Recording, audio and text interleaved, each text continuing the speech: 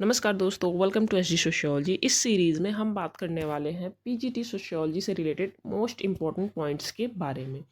इस वीडियो में हम उन्हीं पॉइंट्स को डिस्कस करेंगे जो बहुत ज़्यादा एग्ज़ाम्स में आए हुए हैं या जिनसे बहुत ज़्यादा क्वेश्चन पूछे जा सकते हैं। कुछ क्वेश्चन फैक्ट बेस्ड होंगे, कुछ क्वेश्चन एक्सप्लेन करने वाले होंगे। तो चलिए शुरू करते हैं आज का हमारा ये वीडियो। तो पहला क्वेश्चन है समूह से संबंधित। अंतः समूह और बाह्य समूह की अवधारणा को किसने प्रतिपादित किया है? तो आंसर है डब्ल्यू.जी. समनर ने। नेक्स्ट जो प्रकार है समूह का, यानी प्राथमिक समूह और द्वितीयक समूह की अवधारणा किसने दी थी? तो ये आपका आंसर है कूले ने दी थी। नेक्स्ट, किसने सामाजिक समूह को 4 श्रेणियों में विभाजित किया है? तो आंसर है रॉबर्ट बियरस्टीड। और इनकी जो 4 श्रेणियां हैं समूह की, उनको एक बार देख लेते हैं। सांख्यिकीय समूह, सहयोगी समूह, सामाजिक समूह, समिति संबंधित समूह। ये नाम आप अच्छे से याद रख लेना कि रॉबर्ट बियरस्टीड ने कौन कौन से टाइप बताए हैं समूह के। इनसे अक्सर मैच करने वाले क्वेश्चन पूछे जाते हैं।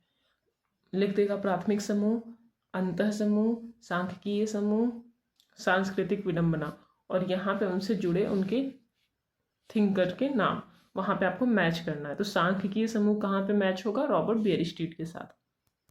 अगले क्वेश्चन की अगर हम बात करें तो सिंबॉलिक इंटरैक्शनिज्म, प्रतीकात्मक अंतःक्रियावाद की अवधारणा किसने दी है? तो ये दिया था जॉर्ज हर्बर्ट मीड ने। नेक्स्ट बुक से क्वेश्चन है, इनविटेशन टू सोशियोलॉजी किसने लिखी है? तो आंसर है पीटर एल बर्जर ने। अगले क्वेश्चन की हम बात करें तो 1931 की जनगणना में हट्टन ने अस्पृश्य यानी अछूत जातियों को किस नाम से संबोधित किया था? तो 1931 की जनगणना में उन्होंने अछूत जातियों को बहिष्कृत जाति या बाहरी जाति के नाम से संबोधित किया था। 1905 में किसने 38 सामाजिक प्रक्रियाओं की सूची तैयार की थी? तो इसका आंसर है गिलिन तथा गिलेन ने। अब अगर हम बात कर रहे हैं सामाजिक प्रक्रियाओं की, तो इसके बारे में हमने बात करी थी पिछले वीडियो में कि सामाजिक प्रक्रियाएं मुख्य रूप से 2 भागों में वर्गीकृत है, सहयोगात्मक प्रक्रियाएं, विघटनात्मक प्रक्रियाएं। एक बार हम देख लेते हैं सामाजिक प्रक्रिया कहते किसे हैं। जैसा कि यहाँ पर लिखा हुआ है, एक व्यक्ति या समूह की दूसरे के साथ अंतःक्रिया होती है और वह अंतःक्रिया सहयोग, संघर्ष, प्रतिस्पर्धा आदि किसी भी रूप में हो सकती है। मीन्स एक व्यक्ति है, वो दूसरे किसी व्यक्ति या दूसरे किसी समूह के साथ इंटरैक्शन कर रहा है, तो उसका कोई ना कोई स्वरूप सामने आएगा। अगर आप किसी के साथ बहुत अच्छे से बातें कर रहे हो, मीन्स आप वहाँ पे पॉजिटिव इन्वायरमेंट क्रिएट कर रहे हो।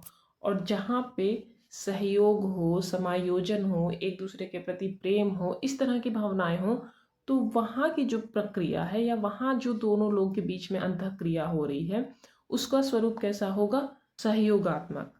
और अगर आपका या किसी व्यक्ति का दूसरे व्यक्ति के साथ ऐसा व्यवहार हो या ऐसी अंतःक्रिया हो जहाँ पे आपको देख के लगे कि एक दूसरे के साथ लड़ाई हो रही है या एक दूसरे के साथ कंपटीशन हो रहा है, तो वहाँ पे वो एक दूसरे के साथ मिलकर काम नहीं कर रहे हैं, एक दूसरे के अगेंस्ट काम कर रहे हैं, तो वो किस टाइप की सामाजिक प्रक्रिया होगी?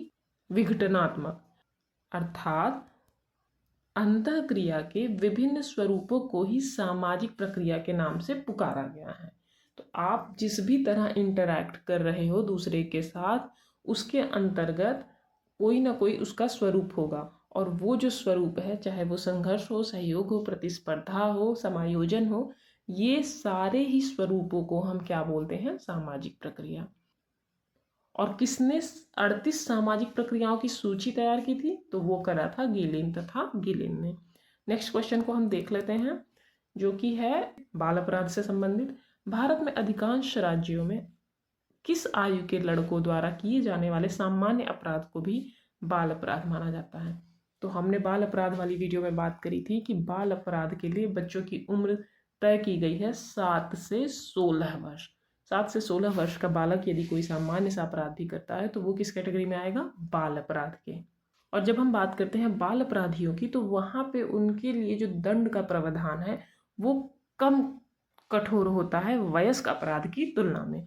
यानी अगर 7 से 16 वर्ष का कोई बालक अपराध करता है तो उसे कड़ी सजा नहीं मिलेगी अगर 16 वर्ष से अधिक का कोई व्यक्ति अपराध करता है उसकी तुलना में। अब ज़रा सा हम इम्पोर्टेंट बुक्स के बारे में बात कर लेते हैं जो काफ़ी ज़्यादा एग्जाम्स में पूछे गए हैं। पहली बुक है हिंदू संस्कार, जिसे लिखा था राजबल्ली पांडे ने। दूसरी है हिस्ट्री ऑफ धर्मशास्त्र, पीवी काड़ेन। नेक्स्ट है हिंदू सामाजिक संगठन, ये लिखा था पीएन प्रभु ने। Kinship organisation in India, Irawati Karve द्वारा लिखी गई पुस्तक है और हिंदू सोसाइटी भी इन्होंने ही लिखी है। नेक्स्ट बुक है the structure of social values.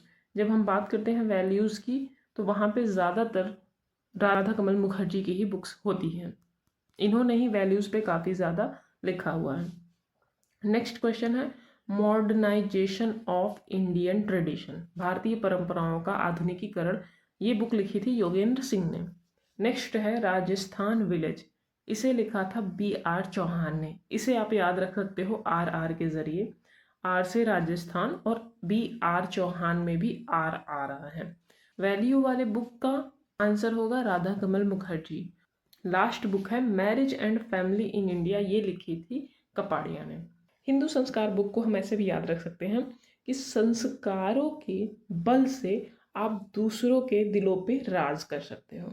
तो राजबल्ली पांडे ने कौन सी बुक लिखी है? हिंदू संस्कार।